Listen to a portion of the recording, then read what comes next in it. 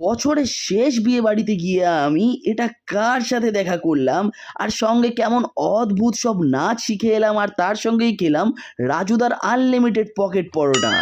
এদিনকে সন্ধ্যেবেলা হঠাৎ করে একটা বিয়ে বাড়িতে গেছিলাম। প্রথমে বুঝতে পারিনি কাদের বিয়ে, তারপর সামনে যেতেই বুঝতে পারলাম। তারপর ভিতরে ঢুকে গেলাম আর সেখানে গিয়ে দেখলাম স্মার্ট গ্র্যাজুয়েট চাওয়ালার কফি দেওয়া হচ্ছে। তো আমি আস্তে করে কফিটা নিয়ে নিলাম। তারপর খেতে থাকলাম। খেয়ে বেশ নিজেকে একটু একটু শিক্ষিত মনে হচ্ছিল। তারপর এদিক ওদিক তাকিয়ে আমি চলে গেলাম পকোড়ার কাউন্টারে। অ্যান্ড ওখানে গিয়ে দেখলাম ওখানে নন্দিনীদির হাতে তৈরি special chicken pakora and special fish ball দেওয়া হচ্ছে। তো ওটাও আমি হাতে তুলে নিলাম। হাতে অনেকক্ষণ রেখে ওটা ভারী লাগছিল, তাই মুখে তুলে নিলাম, অর্থাৎ খেয়ে নিলাম। চিকেন পকোড়াটাও ভালো ছিল অ্যান্ড ফিশ বলটাও কিন্তু ছিল খুবই দারুণ। আর ভালো না বললে তো নন্দিনীদি।